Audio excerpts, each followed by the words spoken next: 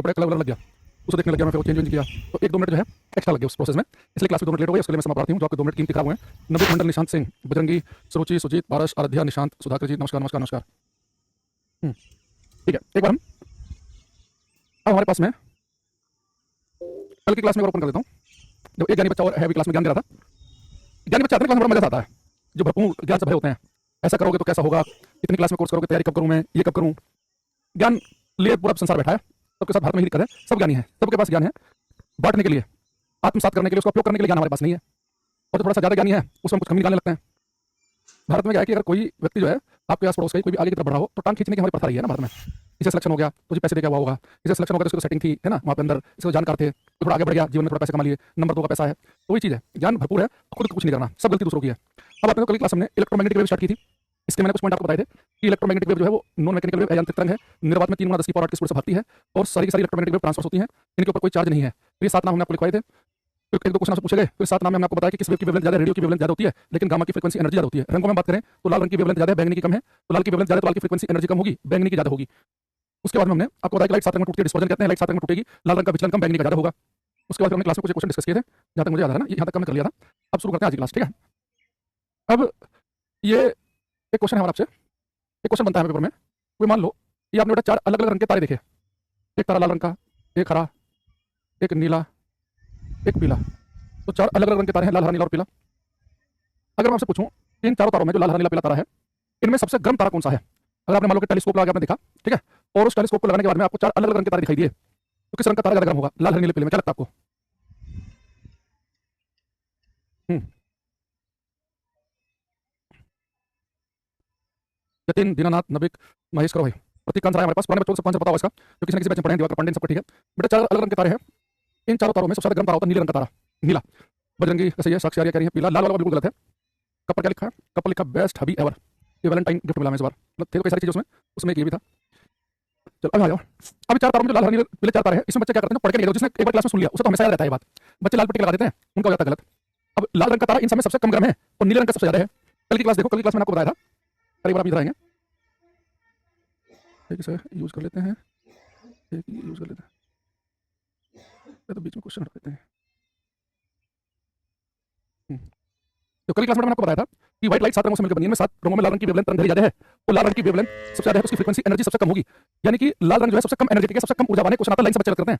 आप नीचे की तरफ जाओ, लाल रंग की फ्रीक्वेंसी एनर्जी कम है, बढ़ते बढ़ते बैंगनी की सबसे ज्यादा, तो मैंने 4 तारे लिए थे, लाल, हरा, नीला और पीला, इसकी एनर्जी कम है, इससे एनर्जेटिक ये होगा, इससे होगा, इससे होगा, इनमें नीले रंग का तारा ज्यादा गर्म है। और मैं कहता हूं कि पेपर में आप बात भूल जाओगे कि लाल रंग की वेवलेंथ तरंग ज्यादा होती है, तो उसकी फ्रीक्वेंसी एनर्जी कम होगी, तो इसलिए लाल रंग का तारा कम गर्म है। इस बात को हम दूसरे तरीके से कैसे याद रखते हैं, आप ऐसे समझो कि आपके पास एक भट्टी है, फर्नेस भट्टी, उस भट्टी में आपने लोहे का गोला डाल दिया, तो आप ऐसे दिमाग में वीडियो बनाना अपने, जब बेटा लोहे का गोला वो भट्टी में गर्म होगा ना, जब थोड़ा सा गर्म होगा तो आपको दिखेगा लाल से रंग का, जब कुछ गर्म होना शुरू होती है ना तो लाल से रंग की दिखती है, लगातार उसे भट्टी में डाल रखो, वो गर्म होती रहेगी तो पीला कलर फेंकना शुरू कर देगी। अगर कुछ तपते तपते गर्म होते तो येलो कलर फेंके, हम कहते हैं भाई साहब सूरत पीली हो गई है, इसका टेंपरेचर बहुत ज्यादा हो गया है, यानी कम तापमान पर वस्तु लाल रंग फेंकती है, ज्यादा तापमान पर पीला रंग फेंकती है। अगर उसे और लगातार गर्म करते रहें तो उसके अंदर से नीली लपटें निकलनी शुरू हो जाएंगी, तो कोई वस्तु नीला कलर हाई टेंपरेचर फेंकती है, ठीक है। तो अगर तारा जो है एक लाल रंग फेंक रहा है, यानी वो कम टेंपरेचर है, उसकी सरफेस का तापमान कम है, पीला रंग फेंक रहा है, उसकी सरफेस का तापमान ज्यादा है, नीला फेंक रहा है तो और ज्यादा है। तो जो वस्तुएं ऐसी हैं जो तारा नीला कलर फेंक रहा होगा, जिसका ब्लू कलर निकल के आ रहा होगा, छोटी वेवलेंथ निकल के आ रही होंगी, वो ज्यादा गर्म है। जो बड़ी वेवलेंथ बड़ी तरंग छोड़ रहा है लाल रंग, उसका तापमान कम है। एक वीन का डिस्प्लेसमेंट नियम भी है, वीन का विस्थापन का नियम, एक साइंटिस्ट को वीन WIEN, तो वीन डिस्प्लेसमेंट लो ये कहता है हमारे से, वीन्स डिस्प्लेसमेंट लो, वीन का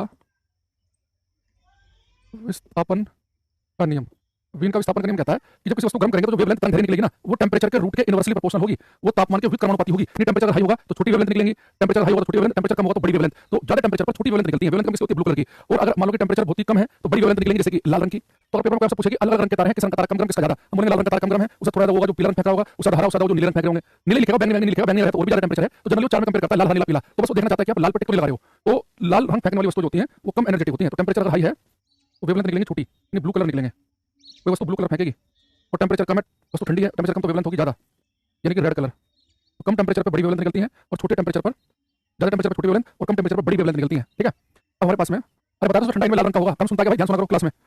अब लिखेंगे पहला point, in given 4 stars, in given 4 stars, red, green, blue and yellow,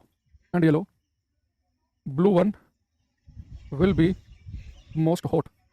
दिए गए 4 तारों, दिए गए 4 तारों, दिए गए 4 तारों, तारों लाल, हरे, नीले और पीले में नीले रंग का तारा अधिक गर्म होता है, अधिक गर्म होता है। ठीक है।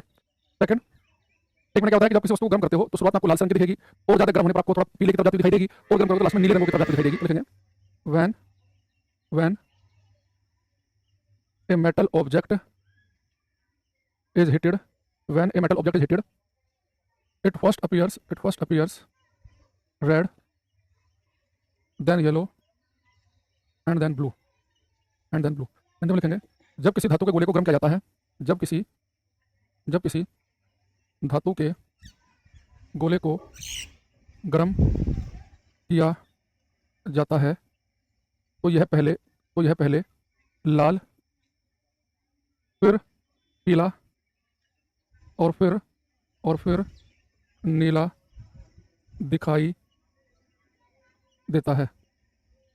जब किसी धातु को गर्म करेंगे तो पहले लाल, फिर पीला, फिर नीला दिखाई देगा। चार तारों लाल, हरे, नीले और पीले में नीले रंग का तारा अधिक गर्म होता है। ये दोनों बातें हमने कहाँ सीखी हैं? वेन के विस्थापन के नियम से। जब किसी वस्तु को हम गर्म करेंगे तो वेवलेंथ जो निकलेगी वो लाल रंग की निकलेगी कम टेंपरेचर पे, नीली निकलेगी हाई टेंपरेचर पे। तो वेन डिस्प्लेसमेंट लो, वेन का विस्थापन के नियम हमें बताता है। हालांकि हमने एक बार सुन लिया क्लास में कि लाल, नीले, पीले में लाल रंग का तारा कम गर्म है, नीला ज्यादा है। तो ये बात आपको हमेशा याद रहेगी, कभी भी आप दोबारा सुनोगे इस क्वेश्चन को अपना आंसर आपको याद आ जाएगा। ठीक है। अच्छा, तीसरा पॉइंट बड़ा इंपॉर्टेंट है, ये कई बार रिपीट हुआ कि किसी तारे का रंग देखकर आप क्या बता सकते हैं? बेटा किसी तारे का रंग देखकर आप बता सकते हैं उसके टेंपरेचर के बारे में, कि लाल रंग का तारा है तो कम गर्म होगा, नीले रंग का है तो ज्यादा होगा। तो किसी तारे का जो रंग है हमें उसके तापमान के बारे में बताता है। तो लिखेंगे the colour of A star gives information about its temperature and energy। किसी तारे का रंग हमें उसके तापमान और ऊर्जा के बारे में जानकारी देता है। किसी तारे का रंग हमें उसके तापमान और ऊर्जा के बारे में जानकारी देता है। फोर्थ, तो किसी तारे का रंग उसके तापमान और ऊर्जा के बारे में देता है जानकारी। ठीक है। एक दो पॉइंट छोटे छोटे लिखेंगे। भाई नीले रंग का तारा तापमान एनर्जी ज्यादा होगी, लाल का वो तो कम होगी। एक लिखेंगे, एक दो फैक्ट लिख लेंगे यहाँ पे हम। The temperature of the outer surface of sun is 6000 kelvin. सूर्य की बाहरी सतह का तापमान 6000 केल्विन है। सूर्य की बाहरी सतह का तापमान 6000 केल्विन है। Temperature of the outer surface of sun is 6000 kelvin. ठीक है। बिल्कुल, जो आउटर सरफेस 6000 केल्विन उसका तापमान है। एक पॉइंट और याद रखना फैक्ट कि बहुत ही हाई टेम्परेचर नापने के लिए हम एक इंस्ट्रूमेंट का यूज करते हैं, उसे बोलते हैं पायरोमीटर। तो लिखेंगे to measure high temperature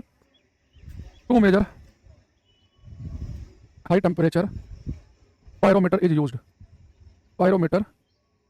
is used. उच्च तापमान मापने के लिए पायरोमीटर का उपयोग किया जाता है। उच्च तापमान मापने के लिए पायरोमीटर का उपयोग किया जाता है। बहुत ही हाई टेम्परेचर नापने तो पायरोमीटर यूज करेंगे। सन की बाहरी सतह का तापमान 6000 केल्विन है। जैसे सन है, इसकी आउटर जो सरफेस है इसका टेम्परेचर होता है 6000 केल्विन। अंदर कोर का तो 2000 होता है। अंदर अगर आप देखो तो होता है 2 × 10⁷ केल्विन। अंदर तो 2 करोड़ केल्विन है अंदर। ठीक है। तो बाहर की बात कर रहे हैं 6000 केल्विन। ये कुछ हमारे पास फैक्ट थे जो भी मैं याद करने थे। ये सारे ऐसे आपने एक बार सुन लिया, हमेशा रहेंगे। सन की आउटर सरफेस का तापमान 6000 केल्विन है। बहुत हाई टेम्परेचर नापने के लिए पायरोमीटर का यूज करते हैं। किसी तारे का हमें उसके टेम्परेचर के बारे में बता रहा है। अगर हमने पढ़ा कि 4 अलग रंग के तारे हैं तो नीले रंग का तारा ज्यादा गर्म होगा, लाल रंग का तारा कम गर्म होगा। जब किसी वस्तु को गर्म करते हैं तो पहले लाल दिखेगी, फिर पीली दिखेगी, फिर नीली दिखेगी। तो हाई टेम्परेचर पर नीला रंग फेंकती है कोई वस्तु। ठीक है। अच्छा, दूसरी चीज, अब हम कल चैप्टर पढ़ रहे हैं, इसमें धीरे धीरे इसके एंड की तरफ आ रहे हैं। ये वापस से मैंने 7 इलेक्ट्रोमैग्नेटिक वेव जो हमने कल डिस्कस की थी, इन्हें वापस से मैं लेकर आ रहा हूं। यहां तक किसी डाउट है तो बताओ। तो भाई ये क्लास में लिखना, मेरी साइंस थोड़ा कमजोर है। ये कमजोर उनके नहीं पढ़ा है, इससे क्या आंसर दूं मैं? क्या जी साइंस थोड़ा कमजोर है क्योंकि तुमने पढ़ी नहीं है। पहली क्लास से पढ़ना शुरू करो, 1 बाय 1 एक के बाद एक क्लास लेना शुरू करो, सब ठीक हो जाएगा। पढ़ना नहीं है, केवल डिस्कशन करना है। मेरा ये कमजोर है, मुझे ये नहीं आता है। समस्या की जगह सारी की सारी वहां पर है। आपको ये नहीं पता चल रहा कि दिक्कत है कहां। ये कहने से 4 लोगों के बीच में बैठ के चर्चा करने से कि मेरा साइंस कमजोर है, मेरा गणित कमजोर है, इससे थोड़ा मजबूत हो जाएगा वो। पढ़ने से जिस दिन स्टार्ट कर दोगे पढ़ना ठीक हो जाएगा। बस डिस्कशन में टाइम करना है।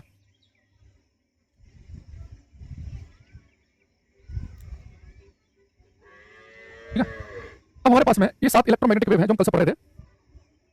7 इलेक्ट्रोमैग्नेटिक वेव। इनमें बाबू हमें देखना कि किस इलेक्ट्रोमैग्नेटिक वेव की खोज किसने की। इसकी खोज किसने किया? ठीक, देखो इसमें सबसे इंपॉर्टेंट है एक्स-रेज, एक्स किरणों का। ठीक है। तो जो एक्स-रेज है सबसे इंपॉर्टेंट इसमें ये है। एक्स किरणों की जो खोज की है वो की है Wilhelm Conrad Roentgen, WC Roentgen, Wilhelm Conrad Roentgen. इसका नाम की थोड़ी अजीब सी है, हिंदी में भी इंग्लिश में भी। तो WC रोंजन इन्होंने की है इसकी खोज, एक्स किरणों की खोज। तो एक्स किरणों की जो डिस्कवरी की है वो विल्हेम कनार्ड रोंजन साहब ने की। सबसे ज्यादा ये पूछा था इन 7 में। ये इंपॉर्टेंट इसलिए, इसकी 2 वजह है।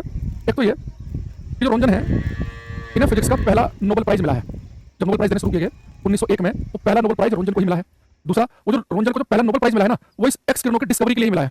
इतनी बेहतरीन डिस्कवरी है ये कि 1896 के आसपास में खोज की इसकी, एक्स किरणों की खोज की। और आज 2026 में भी किसी का लगता है पैर में मोच भी आ जाए तो डॉक्टर सबसे पहले कहता है कि भैया इसका एक्सरे करा के लेके आओ, उसके हड्डी का फोटो खींच के लेकर आओ ताकि देख लो कि हड्डी कहां से टूटी हुई है। तो बड़ी क्रांतिकारी खोज है। तो फिजिक्स का पहला नोबेल प्राइज किसे मिला? रोंजन को। और किसे मिला? एक्स किरणों की खोज के लिए। क्या लिखेंगे? रोंजन लिखेंगे। ये कौन है? First Nobel prize winner, first Nobel prize winner for discovery of X rays, for discovery of X rays. ये फर्स्ट नोबेल प्राइज विनर है फिजिक्स के, ठीक है।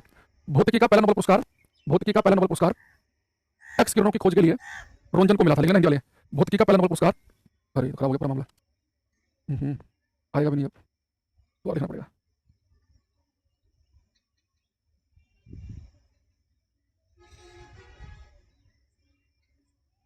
सबसे इंपॉर्टेंट मैंने आपसे कौन क्या है, ये इसे खोज की है W.C. रोंजन ने,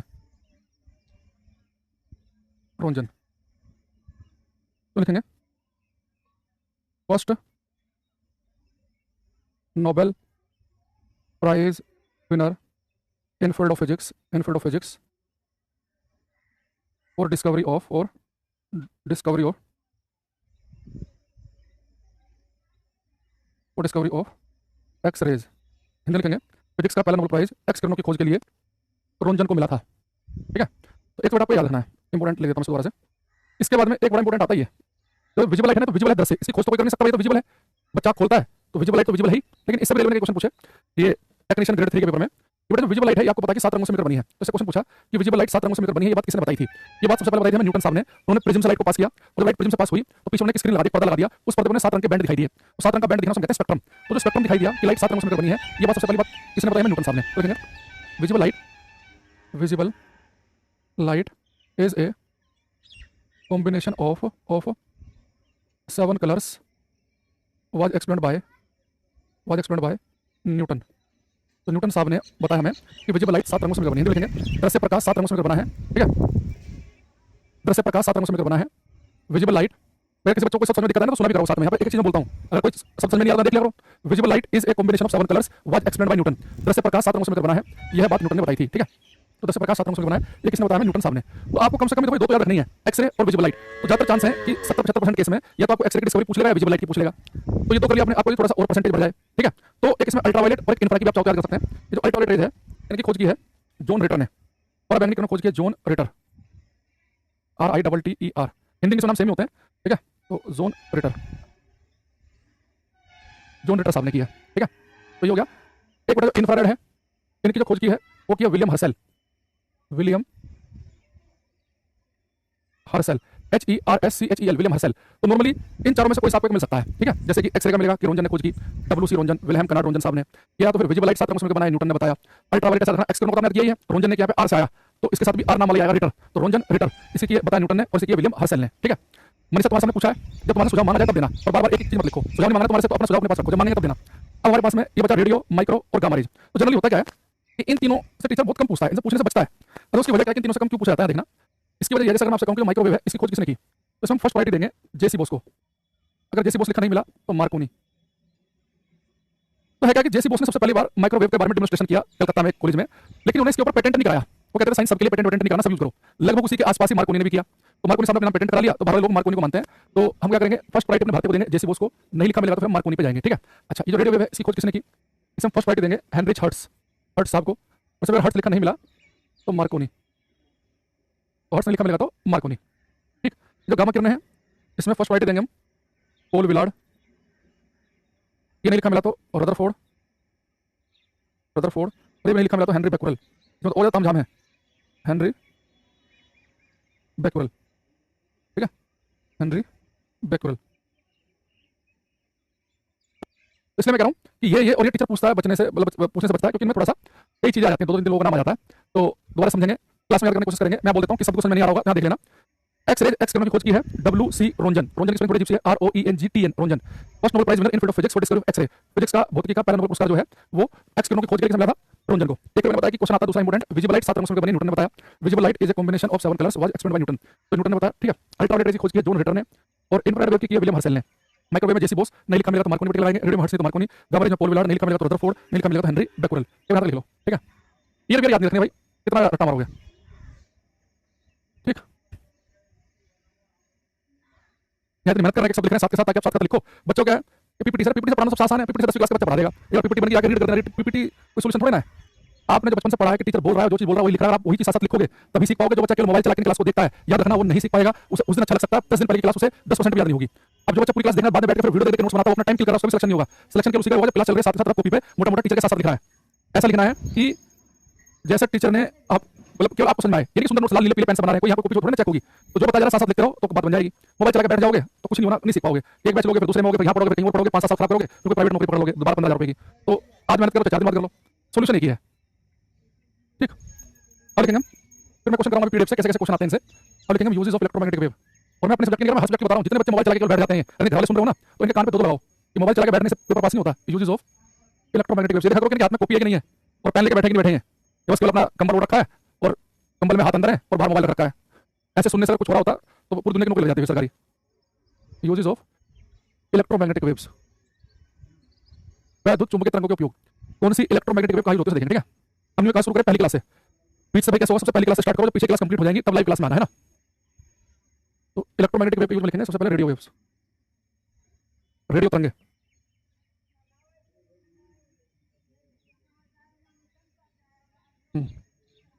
लिखवाएंगे अभी, यूज में लिखवाएंगे अभी, कौन सा कहाँ लैंग्वेज क्वेश्चन की समझ में नहीं आती के बारे में पेपर में, इसलिए मैं आपको ये बीच बीच में जो है ये कराता हूँ। क्वेश्चन हम करते हैं पीडीएफ से, इसलिए करते हैं ताकि हमें क्वेश्चन की लैंग्वेज पता चले।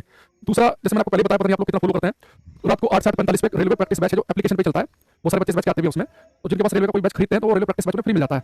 तो जो चैप्टर आपके यहाँ पे मैंने करा दिए, उन सबके साथ में प्रैक्टिस सेशन से भी क्वेश्चन लगा लेना, आपको क्वेश्चन की लैंग्वेज भी दिख जाएगी। तो मैंने कोशिश की है कि 30-32 क्लास में, 32-33 क्लास में सारे चैप्टर कवर करें क्वेश्चन की प्रैक्टिस। तो जो चैप्टर आपका थोड़ी होता रहे उसके साथ में क्वेश्चन की प्रैक्टिस भी कर लो, आपको पूरी क्लियरिटी आ जाएगी, है ना। चलो रेडियो वेव का यूज करते हैं, इसके नाम से पता चल रहा है कि रेडियो वेव का यूज करते हैं। तो रेडियो में जैसे आपने एफएम सुनते होंगे, आपने रेडियो ऑन की, रेडियो में एक एंटीना लगा हुआ है ना, वो एंटीना जो सिग्नल कैच कर रहा है सैटेलाइट से, वो कौन सिग्नल है, रेडियो सिग्नल। रेडियो में यूज करते हैं। टीवी में यूज करते हैं, छतरी लगी हुई आपके घर में ऊपर, DTH direct to home service, तो टीवी की जो छतरी लगी हुई है ऊपर, टाटा स्काई की, एयरटेल की, है ना, दूरदर्शन की, ये सभी रेडियो सिग्नल कैच करती है। रेडियो, टीवी, इनका यूज करते हैं सैटेलाइट कम्युनिकेशन में। सैटेलाइट से सिग्नल आते हैं, सैटेलाइट से इन्फॉर्मेशन आती है, सैटेलाइट घूम रहे हैं इसरो नासा के पास में, वो सब रेडियो सिग्नल है।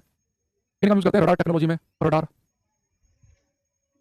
रडार पता ना आपको, जैसे मैंने आपको साउंड पढ़ाते हुए सोनार पढ़ाया था, तो सोनार का काम क्या होता है, पानी के अंदर किसी चीज की लोकेशन चेक करना, अंडर वाटर किसी वस्तु की लोकेशन पता करना कि पानी के अंदर कोई दूसरी पनडुब्बी तो नहीं घूम रही, पानी के अंदर कोई बर्फ का कोई टुकड़ा तो नहीं फंसा हुआ है, पानी के अंदर समुद्र कितना गहरा है। तो अंडर वाटर किसी चीज के लिए यूज करते हैं सोनार। लेकिन हवा में, एयर में अगर आपको कोई चीज पकड़नी हो तो हवा में हम उसके लिए यूज करते हैं रडार का। तो रडार का काम होता है कि एयर में किसी चीज की लोकेशन बताना। जैसे भारतीय वायुसेना ने बड़े बड़े रडार लगा रखे हैं, तो कोई दुश्मन का एरोप्लेन, कोई दुश्मन की मिसाइल जो हमारे एयर स्पेस में आती है, तो रडार पे पहले पता चल जाता है कि किस डायरेक्शन से कितनी स्पीड से आ रही है। जो डिफेंस सिस्टम होते हैं, भारत के पास S-400 है, इजराइल का बड़ा फेमस आपने डिफेंस सिस्टम सुना होगा, आयरन डोम। इन सब में रडार सिस्टम होता है। सबसे पहला काम होता है उसमें कि रडार क्या करता है कि जो भी मिसाइल आपके एयर स्पेस में आएगी, तो रडार उसे डिटेक्ट करेगा कि ये मिसाइल आ रही है इस डायरेक्शन में इतनी स्पीड से, इस वाले मार्ग को फॉलो करते हुए। फिर वो वहां से इन्फॉर्मेशन पूछेगी, उसे कमांड सेंटर होता है, तो उसके इन्फॉर्मेशन पूछेगी, फिर वो क्या करेगा उस S-400 सिस्टम में, आयरन डोम सिस्टम में, फिर वो अपनी तरफ से एक मिसाइल लॉन्च करेगा। तो यहाँ से एक मिसाइल चल रही है मान लो पाकिस्तान की तरफ से, एक मिसाइल हमारा डिफेंस सिस्टम जो S-400 सिस्टम है उससे निकलेगी। वो कब निकालेगा मिसाइल, जब पहले पूरा वो रडार पे डिटेक्ट कर लेगा कि मिसाइल इधर से आ रही है, कितनी स्पीड से, किस एंगल पर, किस हाइट पर। तो इधर से मिसाइल आ रही है, इधर से फिर अपनी मिसाइल छोड़ेगा, तो हमारी मिसाइल जाएगी। पहले रामायण देखते हैं बिल्कुल ऐसी सीन है, एक तीर इधर से आया, एक इधर से आया, बस रामायण में कैसे दिखाते हैं कि दोनों तीर आपस में आए, रुम ऐसे। बस यहाँ पे क्या होता है कि जो मिसाइल आई ये इधर से पाकिस्तान की आ रही है, इधर से इंडिया की आ रही है। इंडिया वाली मिसाइल क्या करेगी, पाकिस्तान वाली मिसाइल के ठीक बराबर में जाती फट जाएगी। जब वो फटेगी तो गर्मी से उसकी मिसाइल भी फट जाएगी रास्ते में, है ना। तो ये जो डिफेंस सिस्टम है जो यूज किया जाता है कि किसी मिसाइल के बारे में पकड़ने के लिए, वो रडार का यूज करते हैं। इस रडार की फुल फॉर्म क्या होती है ये आपको ध्यान रखना है। सोनार की फुल फॉर्म मैं लिखवा चुका हूँ, रडार की फुल फॉर्म है radio detection and ranging. Radio detection and ranging, radar की full form radar, radio detection and ranging, याद रखना आपको, ठीक है। सेकंड लिखेंगे माइक्रोवेव्स, सूक्ष्म तरंगे। इनका यूज क्या करते हैं बेटा, माइक्रोवेव का यूज करते हैं। माइक्रोवेव ओवन में, माइक्रोवेव ओवन होता है ना, वो पिज्जा वगैरह गर्म कर पिज्जा बनाने के लिए, पिज्जा बनाना तो घर में माइक्रोवेव ओवन होना चाहिए, है ना। तो माइक्रोवेव ओवन में कभी पेपर में आपको पूरा नहीं लिखेगा वो माइक्रोवेव ओवन, फिर तो आपको पता चल गया कि माइक्रोवेव ओवन में किस वेव का यूज होगा माइक्रोवेव का। वो खाली लिखा कि ओवन में किन वेव का यूज होता है, तो माइक्रोवेव का। यही माइक्रोवेव यूज की जाती है मोबाइल से जुड़ी हुई चीजों में। मोबाइल से आप किसी से बातचीत कर रहे हैं, मोबाइल पे टेक्स्ट भेज रहे हैं, व्हाट्सएप कर रहे हैं, ये सब माइक्रोवेव के साथ जाते हैं सारे डेटा आपका। मोबाइल, वाईफाई, ब्लूटूथ, इन सब में भी माइक्रोवेव का यूज होता है। वाईफाई की फुल फॉर्म होती है वायरलेस फिडेलिटी, वाईफाई की फुल फॉर्म है वायरलेस फिडेलिटी, ठीक है। वाईफाई की फुल फॉर्म वायरलेस फिडेलिटी। ये बड़ा माइक्रोवेव है, इनका यूज रडार में भी करते हैं। दुनिया के ज्यादा रडार जो है माइक्रोवेव पे काम करते हैं वो, लेकिन पेपर में कई बार जो है रडार के केस में रेडियो वेव लिख देता है, इसलिए मैंने वहां पे लिख दिया। तो रडार में क्या करेंगे, सबसे पहली प्रायोरिटी आप माइक्रोवेव को ही देंगे। माइक्रोवेव अगर आपको ऑप्शन में नहीं मिलेगा तो फिर आप रेडियो पे टिक लगाना। तो फर्स्ट प्रायोरिटी देंगे हम माइक्रोवेव को रडार वाले केस में, सेकंड कैसे देंगे हम रेडियो वेव को, ठीक है। थोड़ा सा कई बार में ऑप्शन के हिसाब से चलना पड़ता है। तो मोबाइल वाईफाई, इसकी फुल फॉर्म हरियाणा के लेडी कांस्टेबल में इसकी फुल फॉर्म पूछ ली थी उन्होंने, वाईफाई की फुल फॉर्म क्या होती है, वायरलेस फिडेलिटी, है ना। अच्छा, तीसरा लिखेंगे, ये इंपॉर्टेंट आपके लिए, इंफ्रारेड वेव्स, अवरक्त तरंगे। तो जो इंफ्रारेड वेव है, एक ध्यान रखना, हर गर्म वस्तु, कोई वस्तु का कुछ भी टेंपरेचर है, हर एक गर्म वस्तु से इंफ्रारेड वेव निकलती हैं। आपके और मेरी बॉडी से भी निकल रही हैं। मनुष्य के शरीर का जो तापमान है ये लगभग 37 डिग्री सेल्सियस होता है। तो हमारी बॉडी का तापमान 37 डिग्री है, तो हमारे शरीर से भी निकल रही है। बस क्या कि एड्रेस है इनविजिबल, इसलिए आपको दिख नहीं रही, वरना हम सबके शरीर से भी इंफ्रारेड वेव निकलती है। कुछ डिटेक्टर होते हैं जो इंफ्रारेड वेव को पकड़ लेते हैं। तो जो बॉर्डर वगैरह नहीं होते, बॉर्डर इंडिया पाकिस्तान का किसी कंट्री का, वहीं डिटेक्टर लगे होते हैं, ताकि अगर कोई आतंकवादी कोई दूसरे देश कंट्री का व्यक्ति घुसे तो डिटेक्टर पे उसकी पूरी पूरी इमेज बन जाएगी, उसकी बॉडी से जो गर्मी निकल रही है उस गर्मी की हेल्प से इंफ्रारेड वेव को डिटेक्ट कर लेती है वो। तो इंफ्रारेड वेव से उस व्यक्ति का पता चल जाए कि भैया चलते आ रहा है यहाँ पे। हर व्यक्ति, कोई भी ग्रह में जानवर है, इंसान है, सबसे निकलती है, टेंपरेचर होना चाहिए। तो ये हर गर्म वस्तु से निकलती है, इसलिए मैंने थर्मल रेडिएशन, तापीय विकिरण भी कहते हैं। यूपी का एक बड़ा हल्का सा पेपर होता है यूपी पैट का, हालांकि एक दो बार तो उसका लेवल अच्छा आ गया, बहुत हल्का लेवल आया था उसका। उसमें एक बार क्वेश्चन पूछ लिया था कि किन तरंगों को गर्म तरंगे, हॉट वेव कहा जाता है। हॉट वेव गर्म तरंगे जो गर्म वस्तु से निकले, थर्मल रेडिएशन तापीय विकिरण जो ताप वाली वस्तु से निकले, तो इंफ्रारेड होती है। तो लिखेंगे infrared waves, infrared waves are also called thermal radiation. अवरक्त तरंगों को तापीय विकिरण भी कहा जाता है। अवरक्त तरंगों को तापीय विकिरण भी कहा जाता है। Every hot object emits infrared waves. प्रत्येक गर्म वस्तु अवरक्त तरंगों का उत्सर्जन करती है। Every hot object emits infrared waves. इनका हम यूज कहाँ करते हैं, ये बहुत इंपॉर्टेंट है, ये तो आपको याद करना है। इनका यूज करते हैं रिमोट में। जैसे मान लो आपने टीवी के रिमोट का बटन दबाया, तो बटन दबाते ही उससे इंफ्रारेड वेव निकलेंगी, जो है टीवी के सेंसर पर टक्कर मारेंगी, उसका वॉल्यूम में चैनल चेंज होगा। जो कंट्रोलिंग होती है ना टीवी में सारी की सारी रिमोट के थ्रू, वो इंफ्रारेड वेव के थ्रू होती है।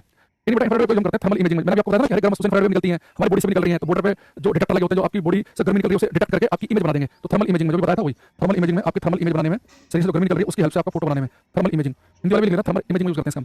टीवी के रिमोट में यूज किया जाता है इनका, थर्मल इमेजिंग में यूज किया जाता है। वो कैमरे जो कि फोग में, कोहरे में भी अच्छे फोटो ले लेते हैं, वो भी इंफ्रारेड वेव का यूज करते हैं। इंफ्रारेड वेव कम बिखरती है, कम स्कैटर होती है, लाल रंग से भी कम बिखरती है, तो ये कम बिखरेंगे तो एक फोग में, धुंध में भी अच्छा फोटो ले पाएंगे। तो इंफ्रारेड वेव हम करते हैं रिमोट में, बहुत इंपॉर्टेंट है रिमोट वाला। थर्मल इमेजिंग में आपकी बॉडी से थर्मल गर्मी निकल रही है, उसकी इमेज बनाने में वो कैमरे जो फोग में भी अच्छा फोटो खींच लेते हैं उनमें, ठीक है। और लिखेंगे विजिबल लाइट। मैं चाहूंगा इसके बारे में आप मुझे बताओ, तो विजिबल है, बचपन से आपको पता है दृश्य प्रकाश। विजिबल लाइट का यूज कहाँ किया जाता है, विजिबल लाइट का यूज किस जगह हो रहा है, कोई बच्चा बताएगा। विजिबल लाइट, दृश्य प्रकाश। कमेंट में हमारा कमेंट चल रहे हैं। गुड मॉर्निंग सर, 8:40 पे आकर गौरव जी। एक सर आप कहाँ से हो, एक 8:48-50 पे आकर हाय सर, मेरा नाम ले लो सर। हाँ, दिवाकर पांडे, आशीष वर्कडे। तो किसी वस्तु को आपको देखना है तो आपको लाइट चाहिए। रात के 2 बजे आपको कोई चीज क्यों नहीं दिख रही, लाइट नहीं है। ये सब ट्यूब लाइट है, बल्ब ऑन करते हो लाइट गिरती है, आपको चीज दिखने लगती है। तो कोई भी चीज आपको देखनी है तो देखने में हम विजिबल लाइट यूज करते हैं, इन विजन, वस्तुओं को देखने में। तो देखने के लिए हम कोई भी चीज देखनी हो तो विजिबल लाइट का यूज होता है, ठीक है ना। टॉर्च लाइट निकले, बल्ब से निकले, किससे निकले, तो चीजों को देखना, सूरज से निकले, देखने में हम यूज करेंगे। इसका बेटा विजिबल लाइट यूज किया जाता है पेड़ पौधों के द्वारा प्रकाश संश्लेषण के लिए, फोटोसिंथेसिस, प्रकाश संश्लेषण के लिए, फोटोसिंथेसिस के लिए, प्रकाश संश्लेषण के लिए। ये बेटा विजिबल लाइट का यूज करते हैं लाईफाई में। तो जैसे वाईफाई होता है ना, ऐसे लाईफाई होता है, ये थोड़ा सा सिक्योर होता है। जैसे वाईफाई क्या होता है, जैसे कि आप इस कमरे में, आपने अपने घर में वाईफाई लगा लिया, तो बगल वाले कमरे में इसकी रेंज पहुंच रही होगी, बाहर हॉल में भी पहुंच रही होगी, तो वाईफाई क्या होता है, काफी बड़े एरिया को कवर कर लेता है। ये लाईफाई क्या है, जिस कमरे में लगाया ना उस कमरे में रहेगा, रेंज ज्यादा नहीं होगी इसकी। तो अभी ज्यादा का वाई ये दूसरे बाहर तक नहीं जा रहा है, तो जो बाहर मान लो आपकी गली में, आपके घर के बाहर कोई व्यक्ति खड़ा है, तो वो वाईफाई को क्या कर सकता है कि मान लो कि कोई, जैसे आप कहीं रह रहे हैं सोसाइटी में, एक फ्लैट आपके बगल वाले फ्लैट में, तो जो हैकर है वो वाईफाई को इजीली हैक कर सकते हैं। लेकिन लाईफाई जो है ये जिस रूम में, उस रूम में इसकी रेंज रहती है, बाहर नहीं जाती, तो ये क्या थोड़ा सा सिक्योर होता है, पर इसकी रेंज कम होती है, तो इसे हैक करना आसान नहीं है। तो थोड़ा सिक्योर इंटरनेट के लिए यूज किया जाता है इसका लाईफाई। उसकी फुल फॉर्म होती है लाइट फिडेलिटी। हम लोग को तो क्या सिक्योर काम करना है, घर में क्या कर रहे हैं, व्हाट्सएप चला रहे हैं, यूट्यूब चला रहे हैं, है ना। तो हम लोग तो वाईफाई यूज करेंगे ताकि घर में की वाईफाई लगवाएं, पूरे घर में काम चल जाए। या सिक्योरिटी पर्पज में वाईफाई का यूज कर लेंगे। इसके अलावा एक बेटा जो विजुअल लाइट यूज किया जाता है लेजर लाइट में, लेजर में, जैसे आपने बचपन में पढ़ा लेजर लाइट, लाल रंग की लाइट निकल रही है जैसे अलग अलग कलर की, है ना। तो लेजर में इसलिए लिख रहा हूं ताकि इसका फॉर्म देख सकें। इसकी फुल फॉर्म होती है light amplification by stimulated emission of radiation. Light amplification by stimulated emission of radiation. Light amplification by stimulated emission of radiation. और आपके बुक में 95% क्वेश्चन जो है, 95% क्लास हो जा रहा है, 5% कोई बात नहीं। जो अभी हमारे पास मैं दोबारा से सोल्यूशन लिखवा रहा हूँ बुक के ना, 3 चैप्टर के सोल्यूशन तैयार हो चुके हैं। लाइट वाले चैप्टर के, एक हीट वाले चैप्टर के और एक चैप्टर नंबर 7 है उसमें। उनके सोल्यूशन जो है जैसे जैसे मेरे पास सारे सोल्यूशन एक बार हो जाएंगे, क्योंकि मैंने इंग्लिश में सोल्यूशन लिख दिए हैं, मैं उनसे हिंदी का ट्रांसलेशन करवा रहा हूँ। तो फिर क्रॉस चेक करना होता है, मैं चैप्टर बाय चैप्टर डाल दूंगा मेरे टेलीग्राम चैनल पे सोल्यूशन बुक के, है ना। एक आध चैप्टर के तो मैं 17 तारीख 18 तारीख बोला था, उन्हें मिल जाएंगे, तो शायद आज मिल जाएंगे चैप्टर के, मैं डाल दूंगा। फिर सोल्यूशन में डिटेल में आप देखेंगे, उसके बाद अगर दिक्कत आएगी तो फिर मैं उनका वीडियो सोल्यूशन भी बना दूंगा जिनमें दिक्कत आएगी, ठीक है। बुक तो उस पर अमेजन पे आप लिखेंगे physics final destination, Hindi English दोनों वर्जन आ जाएंगे, ठीक है। पांचवें बात मैडम, अल्ट्रा वायलेट रेज पर बैंग नहीं करने, ठीक है। अल्ट्रा वायलेट रेज पर बैंग नहीं करने, इन्हें शॉर्टकट में यूवी करने भी कहते हैं, पर बैंग नहीं करने, पूरे तो पर बैंग नहीं करने। अल्ट्रा वायलेट रेज, ये आपको पता है कि सनलाइट हमारे पास पहुंचती है, सूर्य का प्रकाश, तो पर बैंग नहीं करने भी आई होती है। ये बहुत खतरनाक है, बहुत एनर्जी होती है इनकी। अगर ये सारी की सारी धरती पे पहुंच जाए तो मानव जीवन संभव नहीं है। लेकिन भगवान ने क्या किया, प्रकृति का निर्माण करते समय इस बात का ध्यान रखा, उन्होंने क्या किया कि एक ओजोन लेयर बना रखी है हमारे वातावरण में, एटमॉस्फेयर में ऊपर एक ओजोन लेयर है। तो सन से लाइट आती है तो जो ओजोन लेयर है वो पराबैंगनी किरणों को लगभग अपने अंदर अब्सॉर्ब कर लेती है। ये थोड़ी बहुत ही हमारे पास पहुंच पाती है, ठीक है, थोड़ी बहुत ही। तो जो पराबैंगनी किरणें हैं, जो अल्ट्रावायलेट रेज हैं, ये थोड़ी बहुत ही हमारे पास पहुंचती है, तो इसलिए हम इनसे बचे हुए हैं। तो आपसे पूछे कि जो पराबैंगनी किरणें हैं ये कौन सी किरणें जो हमारी स्किन के लिए बहुत ही खतरनाक है। जब आप धूप में निकलते हो ना और आपका तो सन टैनिंग हो गई है, रंग ऐसे अजीब सा काला काला सा हो गया है ना, आप कभी गोवा में कहते हैं ना पूरा स्किन काली हो जाती है, सन टैनिंग हो गई, या बहुत सारे लोग धूप में निकलते लाल लाल धब्बे से पड़ जाते हैं, वो कहते हैं मेरी स्किन बहुत सेंसिटिव है, धूप में निकलता हूं तो अजीब सा हो जाता है, या स्किन कैंसर किसी को हो जाए, ये सब पराबैंगनी किरणों की वजह से है। और पराबैंगनी किरणें ज्यादातर किसके द्वारा एब्जॉर्ब कर ली जाती है, ओजोन लेयर के द्वारा, थोड़ी बहुत हमारे पास तक पहुंचती हैं। तो उनसे वो लोग जो बहुत धूप में रहना है, बहुत ज्यादा मतलब पूरे दिन क्रिकेट खेलना है, तो आज लोग क्या करते हैं सनस्क्रीन लगा लेते हैं। तो सनस्क्रीन जो आती है उन सनस्क्रीन को लगाएंगे, वो क्या करती है पराबैंगनी किरणों को परावर्तित कर देती है, स्किन में घुसने नहीं देती। लेकिन ये पराबैंगनी जो किरणें शरीर के लिए खतरनाक है, स्किन के लिए, और इसका मतलब ये नहीं कि बिल्कुल भी लेना ही नहीं है, थोड़ा बहुत धूप में बैठना क्यों जरूरी है, क्योंकि यही पराबैंगनी किरणें हमारी बॉडी में जो फैट है उस फैट के साथ रिएक्ट करके विटामिन डी बनाती हैं, तो विटामिन डी बनाने में हेल्प करती हैं। तो आपको हड्डी मजबूत करनी है तो थोड़ा धूप लेनी पड़ेगी, बॉडी पे तेल की मालिश करी, जो दंड बैठक लगाते हैं पहलवान लोग, छोटे बच्चे की तेल की मालिश करी, धूप में बैठा दिया दादी ने उसकी नानी ने, तो किस लिए कर रहे हो, ताकि विटामिन डी भी बने हड्डियों में। उसके लिए हल्की धूप में, सुबह सुबह की गुनगुनी धूप में बैठना भी जरूरी है। हाँ, दोपहर तेज धूप है तब इनसे बचने की कोशिश करनी है हमें, ठीक है। लेकिन जो पराबैंगनी किरणें हैं, ultraviolet rays are very harmful, ultraviolet rays are very harmful to human skin, are very harmful to human skin. These rays are absorbed by ozone layer. पराबैंगनी किरणें मनुष्य की त्वचा के लिए बहुत हानिकारक हैं, पराबैंगनी किरणें मनुष्य की त्वचा के लिए बहुत हानिकारक हैं। ये किरणें ओजोन परत के द्वारा अवशोषित कर ली जाती हैं, ये किरणें ओजोन परत के द्वारा अवशोषित कर ली जाती हैं। Ultraviolet rays are very harmful to human skin, these rays are absorbed by ozone layer, these rays are very harmful to human skin, और इन्हें कौन एब्जॉर्ब करता है, ओजोन लेयर के द्वारा एब्जॉर्ब की जाती है। ये अल्ट्रावायलेट रेज भी 3 प्रकार की होती हैं, मतलब ये जो पराबैंगनी किरणें में भी 3 प्रकार का मिक्सर होता है एनर्जी के हिसाब से। जैसे जो ABC जो अल्ट्रावायलेट सी होती है, ज्यादा खतरनाक होती है, उससे कम खतरनाक होती है UVB, सबसे कम होती है UVA, सबसे ज्यादा खतरनाक कौन सी है UVC, मोस्ट डेंजरस। लेकिन अच्छी बात क्या है, जो सबसे खतरनाक है ना, ये लगभग सारी की सारी ओजोन लेयर अपने अंदर एब्जॉर्ब कर लेती हैं। जो सबसे खतरनाक है, जो सबसे कम खतरनाक है, सबसे धरती पे यही पहुंचती है। तो भगवान ने तो कितना बड़ा परफेक्ट माहौल बनाया है। अगर उल्टा हो जाता कि जो कम खतरनाक है एब्जॉर्ब हो जाती, ज्यादा खतरनाक धरती पे पहुंचती, तो फिर मामला खतरनाक हो जाता हमारे लिए, हम सर्वाइव नहीं कर पाते। तो अल्ट्रावायलेट सी सबसे खतरनाक है, उनसे कम खतरनाक होती है अल्ट्रावायलेट बी, सबसे कम होती है ए, लेकिन जो कम खतरनाक है वो ज्यादा पहुंचती है धरती पे। जो ज्यादा खतरनाक है लगभग सारी की सारी एब्जॉर्ब हो जाती है। अभी आपने बीच में सुना होगा कि जो हम घरों में यूज करते हैं ना फ्रिज AC, इनमें पहले CFC गैस यूज की जाती थी, क्लोरोफ्लोरोकार्बन गैस। तो CFC गैस जो है इस ओजोन लेयर को कमजोर कर रही थी, इसकी थिकनेस कम कर रही थी, एक दो गड्ढे भी हो गए थे ओजोन लेयर में। तो जब गड्ढे हो जाएंगे, ओजोन लेयर पतली हो जाएगी, तो ज्यादा मात्रा में पराबैंगनी किरणें धरती पहुंचेंगी, वो तो खतरनाक है। तो बाद में क्या हुआ कि AC फ्रिज में वो CFC गैस का यूज करना बंद कर दिया गया। तो ये ओजोन लेयर बहुत इंपॉर्टेंट है हमारे लिए, क्योंकि इन पराबैंगनी खतरनाक किरणों को एब्जॉर्ब कर रही है, वरना तो बहुत स्किन कैंसर होने लग जाएंगे अगर ज्यादा मात्रा में पहुंचे धरती पे। और इसी बारे में अवेयरनेस फैलाने के लिए हर साल ओजोन लेयर डे मनाया जाता है 16 सितंबर को। Ozone layer day, ozone layer के बारे में अवेयरनेस फैलाने के लिए ओजोन लेयर डे मनाया जाता है हर साल 16 सितंबर को। ओजोन लेयर डे 16 सितंबर को हर साल बनाते हैं, ठीक है। ये जो पराबैंगनी किरणें हैं, एक तो ध्यान रखना कि ओजोन लेयर की थिकनेस किसमें नापते हैं, इसकी मोटाई को नापा जाता है डोप्सन में, थिकनेस किसमें नापते हैं हम, डोप्सन, ठीक। ये जो पराबैंगनी किरणें का यूज कहाँ करते हैं, एक तो इनका यूज किया जाता है पराबैंगनी किरणों का वाटर प्यूरिफिकेशन में, जल को शुद्ध करने में।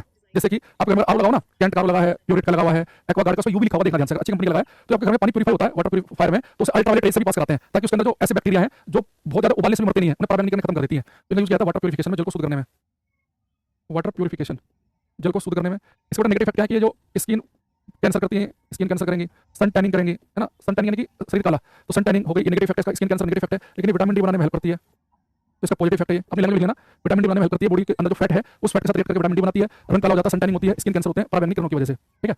और वाटर प्यूरिफिकेशन में इनका यूज किया जाता है, ठीक है। तो एक काम करते हैं, आज के जो लगता है ये एक्सरे और गामा रे का थोड़ा सा बताकर क्वेश्चन की प्रैक्टिस कल अगले आधे घंटे में खत्म कर देंगे, है ना, कल आधे घंटे खत्म हो जाएगा। एक्सरे गामा रे का बता दूंगा मैं कहां यूज करते हैं, इतना यूज पड़ जाना, आप क्वेश्चन की प्रैक्टिस करेंगे कल से, ठीक है। तो आज के लिए मैं इतना रखता हूं, बाकी कल की क्लास में देखते हैं। Bye, take care everybody, thank you.